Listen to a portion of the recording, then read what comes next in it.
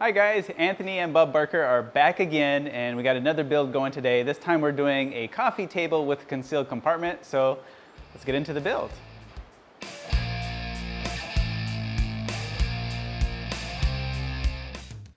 All right, so this is actually a project that I've been thinking about doing and kind of itching to do for a little while, but I didn't really have any use for it myself. But when a friend from work approached me about the project, then I jumped on the opportunity.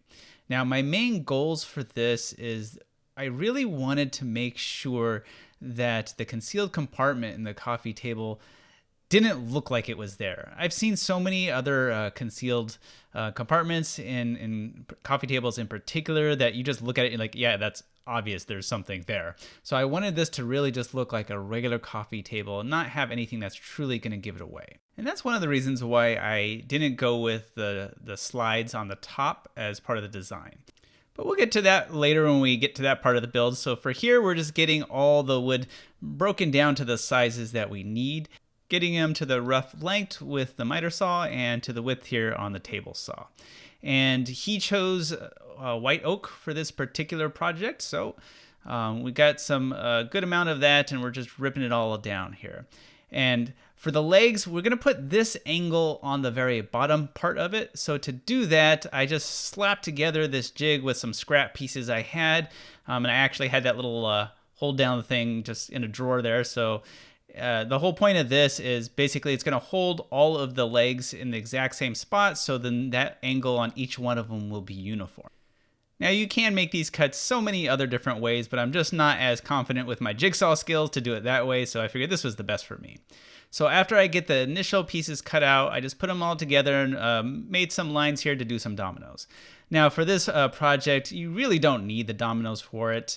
You can do pocket hole screws, dowels, or beadlocks, or any other kind of joinery that you want, and you can hide them all on the inside, even with the pocket holes where you'd never see them. But since I have this, I've just been having fun using it lately, and I went for it.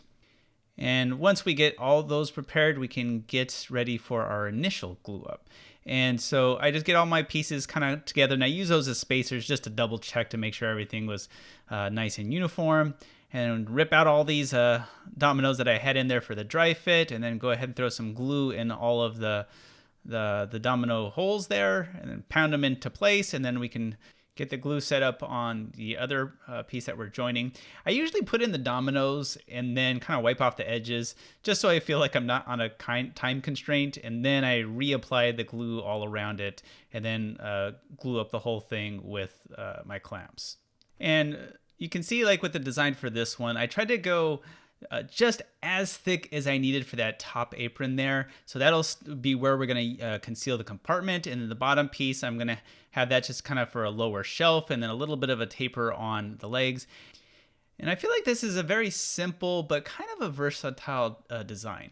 It has kind of a very clean, modern look to it, but depending on the wood that you use and the finish, it can kind of go with a lot of different decors, and that's kind of what I was shooting for. On top of, I wanted it to be something that was simple enough for most anybody to build. Now, of course, as I say that, I'm using a domino again, but like I said before, you can even just use pocket hole screws to do this, and that'll get the job done just as well.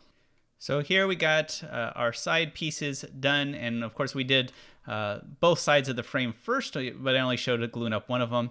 So once we have that done, get some glue up in here so we can have all the side stretchers and aprons in place. And then once we have that ready, we're going to go ahead and just flip over the other half of it. And then we can work that into the dominoes and then get the clamps to get that secured in place.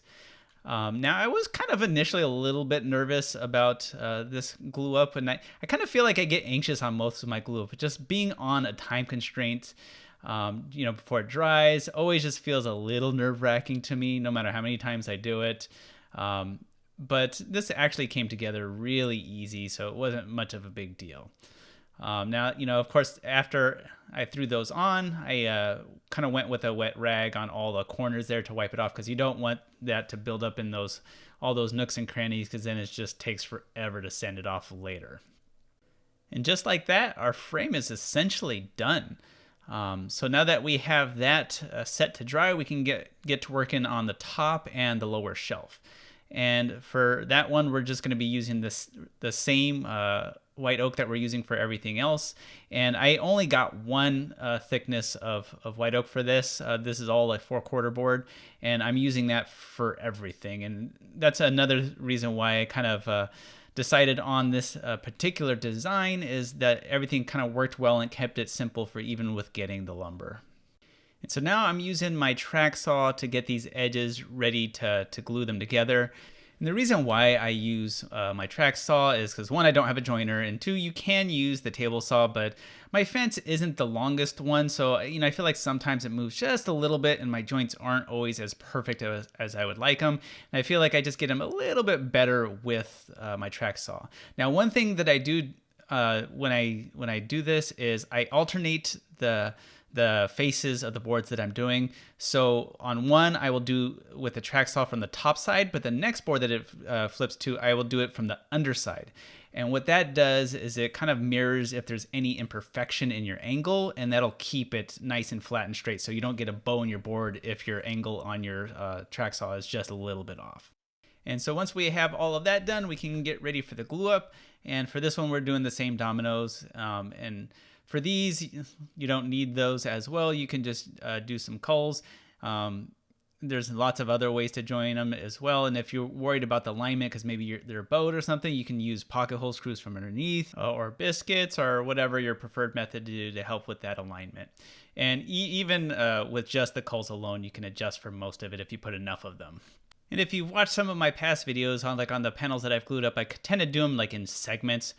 For this one, because it's not nearly as long as some of the other one I was doing, I felt much more comfortable doing the whole thing in just one glue up. So I just kind of stacked it on its side and used my mallet there to get them all in place, and then just throw them onto these parallel clamps, and then use some of my larger F clamps to just make sure I get even pressure all the way around. And of course, my obligatory mentioning that I really do need more clamps because I didn't have too many that were wide enough for this. And of course, we have both the top and the lower shelf, so we had to do 2 glue-ups, which means I put them together, wait for it to dry, then I can take out the clamps, and then I can finally do the second one.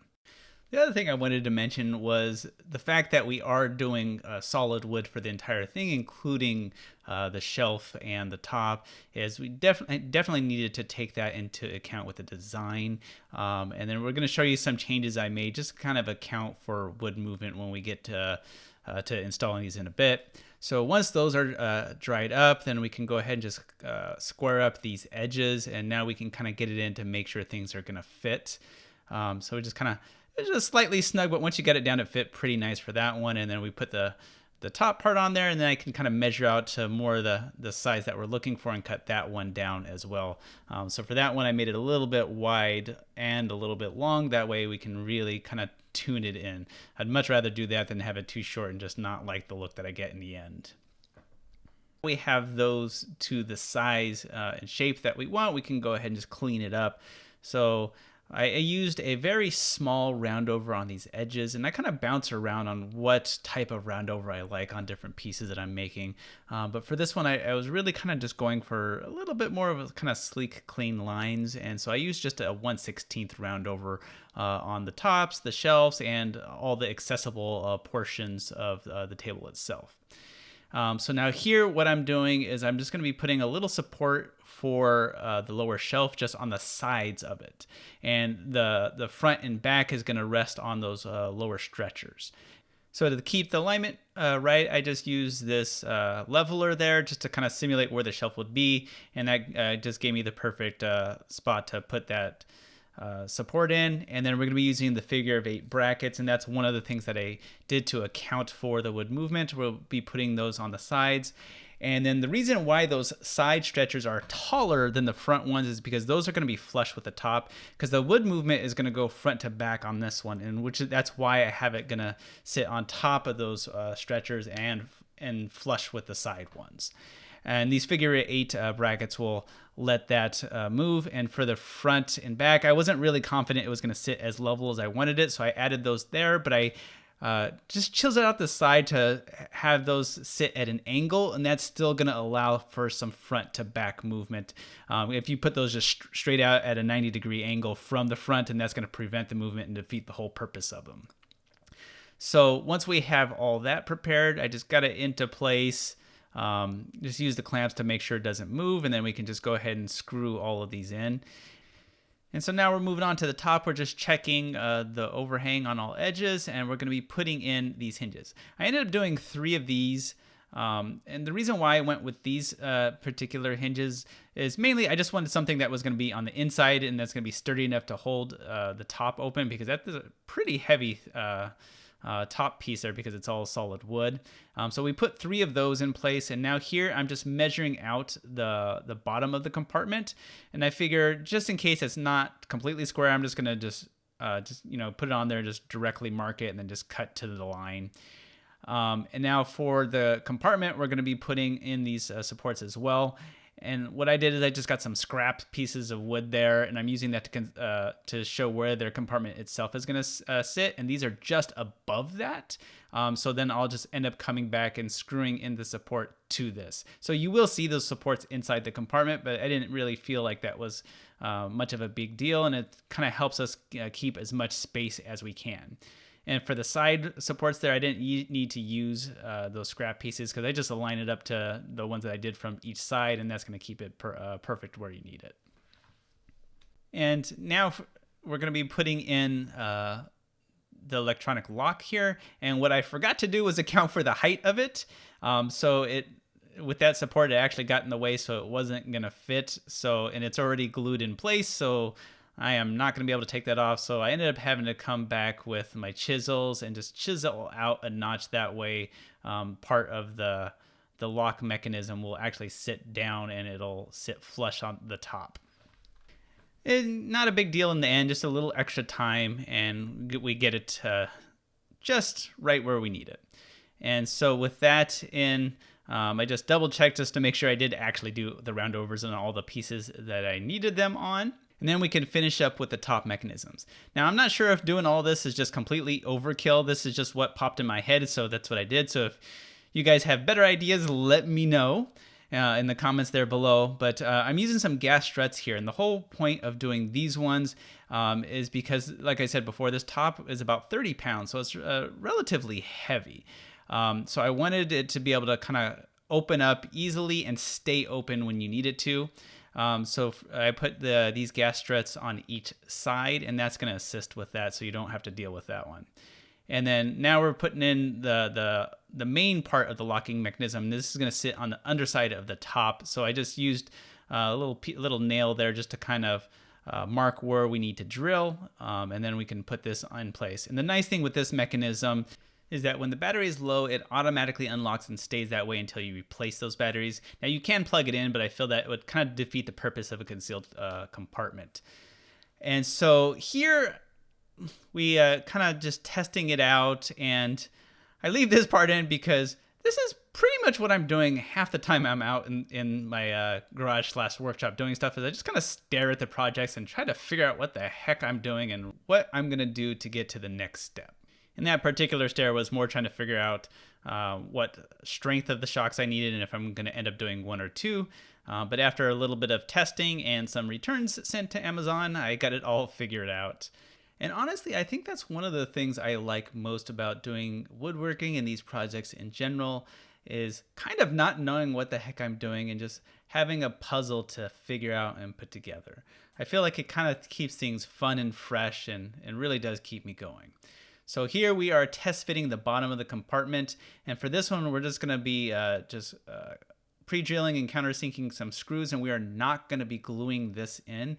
The reason being is just an extra fail-safe just in case the lock doesn't work as it's supposed to and you do actually get that top permanently locked. You can always just unscrew these from below and still access whatever you decide to put in this compartment.